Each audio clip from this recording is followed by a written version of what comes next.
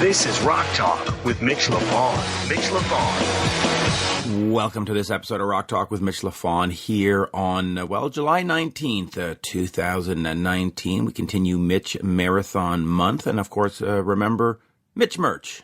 You can get your wonderful T-shirts at loudtracks.com/Mitch. And I've got a very quick interview here. It's only about 15 minutes with Alan Parsons. He's got a new album out called The Secret. And on the album, he's got a vocal performance by former Foreigner singer Lou Gramm. They do a song called Sometimes. And we'll talk about Lou Gramm and Foreigner in a second. But before that, I just want to say about the interview. I was told, he was here in Montreal as part of the International Jazz Festival, the Festival International de Jazz de Montréal, as we like to say. And I was told, okay, phone his hotel at noon. Phone Alan's hotel at noon. So I phoned the hotel and said, I need to get Alan Parsons in room, and I forget what it was, 303 or whatever. And the clerk at the hotel, I guess, sensing it might have been a prank call or just some fan or whatever, he was like, well, I will take your number and I will give it to Mr. Parsons, and if he knows you, he will phone you back. And I went, if he knows me, he'll phone. I go, he doesn't know me. It's an interview. He goes, oh, it's an interview. I go, yeah, and it's live now at noon. And he goes, well, I will take your number and he will phone you back. I go, all right. I wait a little bit, nothing happens, so I phone back, and he goes, oh, yes. Mr. Parsons is standing down here by the elevator. I will go see if he is ready to do an interview. And puts the phone down, and I hear a little shuffling. And he gets back on the phone and goes, yes, Mr. Parsons would like you to phone him in 5 minutes. I was like, really? Now, I'm not bad-mouthing Alan Parsons. I don't think Alan had any clue this was going on. In fact, I don't think any of this actually was going on. I think it was somewhat invented. Anyway, we finally get Alan on the phone, and we do the interview, and it was a brief one because it was for the Jazz Festival, and it was sort of an in and out, And there's one part in the interview where you're going to hear, I ask him about his former writing partner and stuff, and I guess the question came out a little wrong. I must have worded it incorrectly, because Alan goes, he's dead. And I was like, well, yes, I know that, but I don't know. So take a listen, see if I asked the question wrong, because I felt exceptionally bad. I wasn't trying to be rude or anything. Anyway, take a listen to the interview and see if I posed the question wrong. But anyway, let me quickly get back to Lou Gramm here and Foreigner. I've had this discussion before, and you'll hear me shout it from the rooftops. Why is Foreigner not in the Rock and Roll Hall of Fame? First 5 albums, top 5 Billboard. If you take a rock fan and you say Urgent, or I Don't Know What Love Is, or Hot Blooded, they know exactly what you're talking about. They can start singing it to you right then and there. If aliens were to descend from another planet and say, hey, what is a rock singer? What's the definition of a rock singer? You would point your fingers to Lou Gramm and go, that's it. Talk about all these other singers you want, but that's a rock singer. That's what they look like. That's what they sound like. And it's unbelievable. So I think we need to start a hashtag. Anytime we talk about Foreigner, just hashtag induct Foreigner. I think we need to go with that. Hashtag induct Foreigner. So I'll tag this episode as hashtag induct Foreigner. Anyway, not Alan Niven, but Alan Parsons has a new album out called The Secret, as we mentioned. So let us get over to this very rapid fire interview with the one, the only, Alan Parsons. We are speaking with Alan Parsons. The new album is The Secret. Alan, a great pleasure to speak with you again. You are, of course, in Montreal as part of the Montreal International Jazz Festival, and you have a show later tonight. Let me talk to you quickly about the importance of touring. And it seems to me that in the streaming age, touring has once again become sort of the bread and butter of bands and of artists. How do you sort of see touring in this new world of streaming and stuff? Good afternoon, by the way. Nice to talk to you again. Yes, sorry, I'm in a rush. You're right. It's become bread and butter. I mean, without touring, I'm not sure I could survive. The sales of physical CDs, DVDs, even vinyl. Thank God is doing a little better than the rest. But without physical sales, or with dwindling physical sales, playing live is an absolute necessity for me, and that goes for a whole lot of artists. Including ones that are just starting out afresh. They just need the work. They need, and the good news is that as long as live music exists, people will pay for it, and that's a blessing. Whereas as far as recorded product is concerned, people now expect it to be free, which is so wrong. It's incredibly wrong. And in fact, when I do an interview, I usually go out and buy the albums because I feel you have to support. Now, the Secret, first solo album in 15 years, it was recorded at your studio, Parsonics, correct? Correct. It's a brand new studio. It's a fully fledged, state of the art,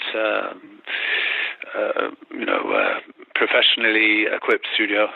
Whereas the one I had at home before was not fully fledged. But I essentially built the studio thinking towards the future, the next 5 years. I'd like to get back into producing other artists.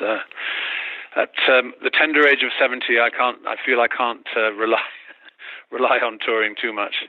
Although we're working very hard to promote the new album, and we've actually been away from home a record 5.5 weeks, and we hit our home turf tomorrow evening on Friday. Oh, that'll be great. So talk to me quickly about Parsonics, because from what I've been researching, you're using the Neve console, or I always mispronounce that word, but you're using an analog console. Talk to me about why you've chosen to go to an analog console in what is sort of the digital age. What is the difference in terms of sonics and recording quality for the analog over the digital? Using an analog console does actually give you a better sonic performance. I mean, no digital console designer would argue that point, because even a digital console has to go through an analog process or an analog to digital process to get it into the digital domain. But my studio does have an analog console, but I still record to a hard disk system, which is digital. But that was just a choice I made. A lot of the biggest professional studios throughout the world are still using analog consoles, but with digital hard disk. And that's what I decided to do, and that's what this new album is. Yeah, so let me get back to the album, and I do want to talk about these 3 days of master classes coming up at the studio. But on this album, you've used different singers, including Lou Gramm, including Jason Mraz. Talk to me about having this album and having different voices interpret the music rather than have one voice, rather than have Lou Gramm go through all 10 tracks or 11 tracks. Talk to me about using the different, and how did you select each voice for each song? Well, that's been a sort of principle. It's been a trademark over the years for the Alan Parsons project and everything I've done since, to take on a number of different artists, performers, singers, whatever, and it's like I said, it's a trademark, and it's very fulfilling for me that when we've completed a backing track for a song, I sort of pluck ideas out of the air and say, well, wouldn't Lou Gramm be great on this song, and wouldn't Jason Mraz be great on this song? And thancfully, in both cases, we got a resounding yes, that they would love to do the vocals on the two songs. Jason sings a song called Miracle, and Lou Gramm sings a song called Sometimes. Interestingly, we were not in the same room when they did those vocals.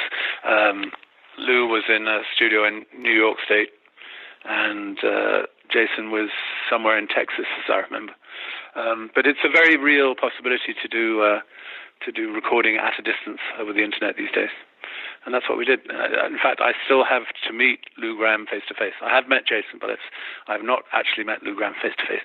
But he did a wonderful job on the song, which is called Sometimes. Yeah, it's a great song, and I've actually met Lou Gramm, so there you go. Just real quick, the Alan. Interestingly, we just did a gig with Foreigner in Germany, at a festival in Germany. Yeah, and I got to see Mick Jones for the first time in 35 years. And you got to see Kelly Hansen, which you might want to consider for the next album, because he has got an incredible voice. I mean, Mick picked the right guy. I got to tell you that. Just real quick, the Alan Parsons project. Of course, you worked with Eric Wilson, or you work with Eric Wilson. Talk to me about what he's meant to you, both professionally and personally, because it's been a long-standing relationship, and it just works. I mean, just what has he meant to you on both levels, professionally and personally? You made it sound like we're still working together. He died sadly in 2009. Correct. Sorry, my apologies. But he was, the Alan Parsons project was a two-man team, Eric and myself. And of course, we developed a style of songwriting and recording that gave us an enormous amount of success, and I miss that. But all good things must go on, and I think I've achieved greatness in other areas by working with the people I've been working with since Eric's death, and I've since just a little before he died, we had started doing live shows, and as you know, the live shows are continuing, and we are doing really well with live shows right now.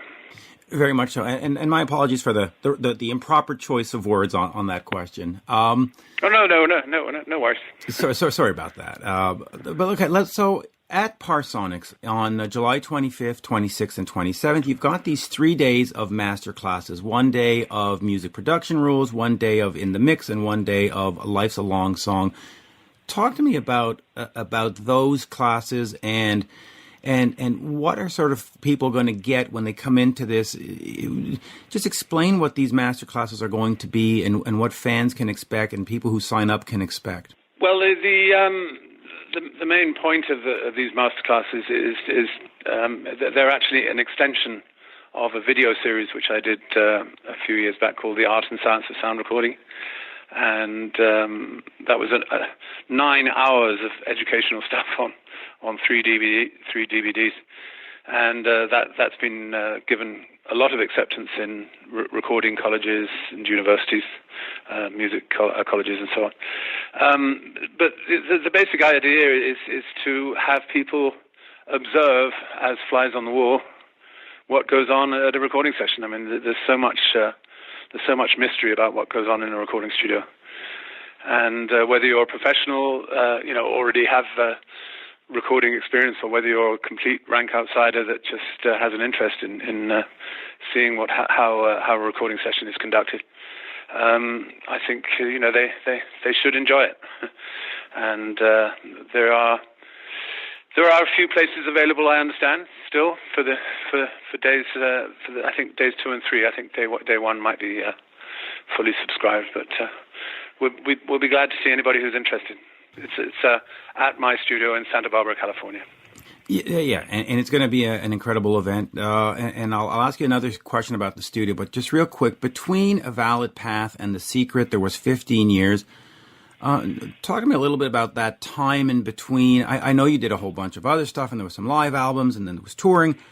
But in terms of studio albums, why was there that gap of 15 years? Was there no creativity? There was no point in making an album. There was just, you were busy with the other stuff. Talk to me about that gap. I really didn't. I didn't put my feet up and say, no, I refuse to make a record. It was just doing other things. I mean, I produced a Stephen Wilson album. I produced an album with Jake Shimabukuro, the virtuoso ukulele player. I did some local fundraising events. I did. And of course, the thing I've just been talking about, the Art and Science of Sound Recording, I mean, that was 3 years of my life, pretty much, making that series. And, also during the period, we moved into a new house, which was literally tumbling down, and we had to get it, pretty much rebuild it. So that took a good year to do that. And I think I wasn't really motivated to continue along the same path as I had been with the previous album. A Valid Path was an experiment in electronica, and I was convinced by the Italian label that we're working with, Frontiers, to go back to a more traditional project-ish kind of style. Excuse me. So that's what I did. I went looking for songs and developing songs with the musicians I worked with on the album to, essentially try and recapture the Alan Parsons Project atmosphere. And I think we succeeded. Most people who have heard this could say, yeah, it's absolutely a return to the roots, distinctive style of the APP. And just before we wrap up, I'll ask you a couple more questions. Just in terms of making new music, because your career has been long, and you could go out there and do, Eye in the Sky, the entire album tour, and fans would show up. Talk to me about the importance of actually making new music, because you can put Alan Parsons on the marquee and fans will show up, and you don't need to go through the process. It's true. I mean, we've essentially toured the last whatever it is now, it's 20 years now, on the back of the catalogue of the APP hits. Whenever we have released something new, we've always played a song or two from whatever that new product is. But the main backbone of what we do live is past hits, and that's fine with me. I'm happy to do that as long as I'm touring. You have, in your area, locally, done a lot of nonprofit work, and a lot of it benefits first responders. Just talk to me about, and you've raised millions, by the way. Talk to me about doing that and first responders and doing the charity work for them, because to me they are absolutely essential to everything we do, and it's very important. A firefighter saved our lives back when I was 4 years old, so talk to me about that and doing local charity work.